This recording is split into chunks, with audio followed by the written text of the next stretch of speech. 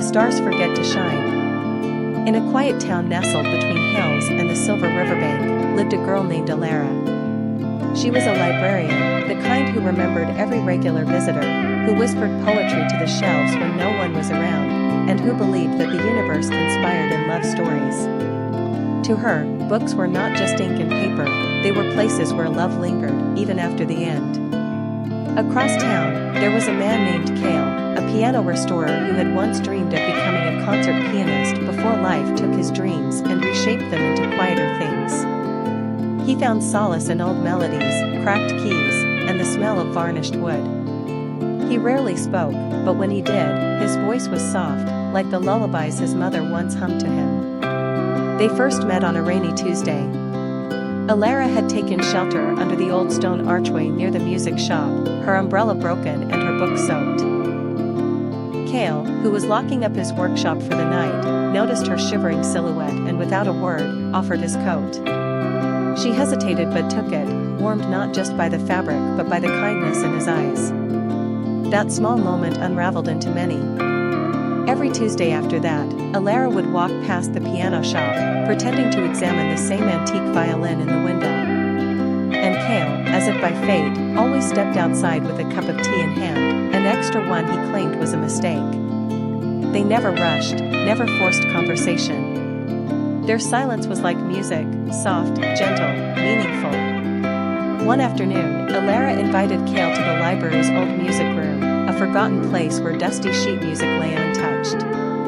He sat at the piano, hesitated, and then played. The notes were imperfect, but each one was honest. Alara watched, realizing she had fallen in love, not with a man who played beautifully, but with a man who played with his heart. Their love grew slowly, like ivy on a brick wall, quiet but unshakable.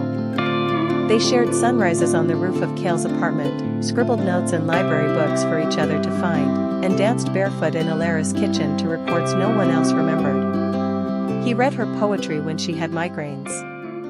She held his hand during storms when the thunder reminded him of things he didn't say out loud. But love, even the most sincere kind, has its trials. Cale received a letter one winter morning, an offer from a conservatory in Vienna. They had heard his music online, and they wanted him. It was his dream, yet the thought of leaving Alara filled him with ache. "I won't ask you to stay," Alara said, her voice steady, though her heart trembled. "And I won't ask you to come," he whispered, brushing her hair behind her ear. "But I want to take you with me in every song I play." He left in January. They wrote letters. Real ones. Ink on paper. No emails, no calls. Alara waited every week by the mail slot, and Cale sent her pieces of his world, concert tickets, dried lavender, sketches of Vienna streets, and pages of music he composed for her. 2 years passed. Then, one spring evening, as Alara shelved a new arrival, a poetry book titled When the Stars Forget to Shine, a letter slipped out. Her name was written on the envelope. Inside, it read, "I've played for thousands, but only ever truly for you. Come hear the last piece I'll ever play, it's waiting in the music room, where dust and dreams still live." She ran. Out of breath and barefoot, she returned to the old library music room. And there he was, Cale, older, his hands trembling slightly, but his eyes alight. He played for her, every note a confession, every pause a kiss. When the song ended, he stood. "I realized something," he said, voice cracking. "Stars don't really forget to shine. Sometimes, we just look in the wrong direction." Alara took his hand. "Then let's look in the same direction, from now on." And so they did. The Song of Wind and Lavender. Chapter 1, The First Note. Amélie was a perfumer in Provence, France, a quiet soul who lived surrounded by fields of lavender.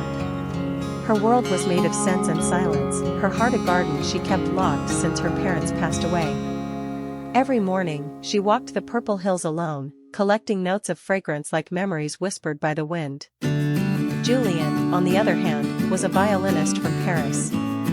After a sudden creative block and a painful breakup, he retreated to Provence to find peace, or perhaps to lose himself.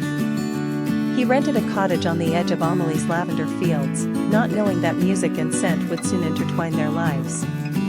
Chapter 2, A Meeting in Lavender. They met one morning, quite by accident. Julian had been playing his violin under the shade of an olive tree when Amelie heard the notes drifting on the breeze. The melody was haunting, filled with longing, like the scent of rain on old stone. She stood there, listening, hidden behind tall lavender. Then, as if drawn by fate, Julian turned and saw her. "You smell like flowers," he said softly. "You sound like the wind before a storm," she replied. It was the strangest, most beautiful beginning to a conversation. Chapter 3, Perfume and Strings. As days passed, they began to talk. Julian shared his music, playing for her while she worked. Amelie, in return, taught him about scents, how memory was trapped in jasmine, how love could be born from bergamot and despair from vetiver. He was fascinated. She was cautious. But one evening, as the sun dipped below the hills and the air was thick with the golden hour, Julian played a piece inspired by her, slow, tender, blooming like petals. Amelie felt something stir in her chest for the first time in years. "You turned me into a song," she whispered. "No," he said, "you were always music, I only listened." Chapter 4, Shadows from the Past. Just as they began to fall for each other, shadows returned. Julian's ex-fiancée arrived from Paris, begging for another chance. Her words sowed doubt, reminding him of the life he left behind. Meanwhile, Amelie discovered a letter from her mother, revealing that her family had once lost everything because of love that burned too bright, too fast. Fear returned like frost in spring. Julian, torn between past and present, left one morning without saying goodbye. He couldn't bear to hurt Amelie, and he didn't trust his own heart. He left behind a bottle she had crafted for him, named Ephemer, the scent of fleeting moments. Chapter 5, The Return of the Wind. Months passed. Amelie kept creating perfumes, but none held the soul they once did. Julian returned to Paris, his music empty despite the applause. But one night, as he stood on stage and began to play, he paused.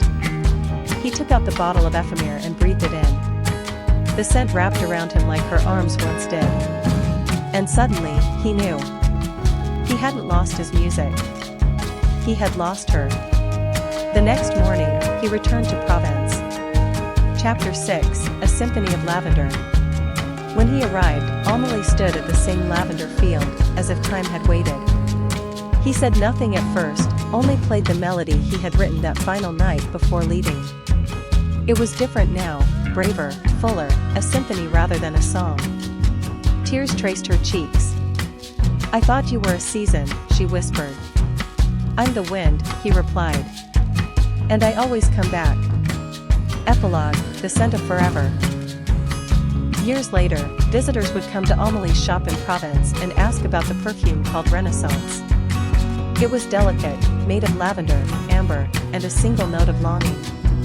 She would smile and point to the man playing violin outside her window. "It smells like the moment I fell in love," she'd say. And the moment he returned. And always, as the sun set over the fields, their story would float on the breeze, like music, like memory, like love.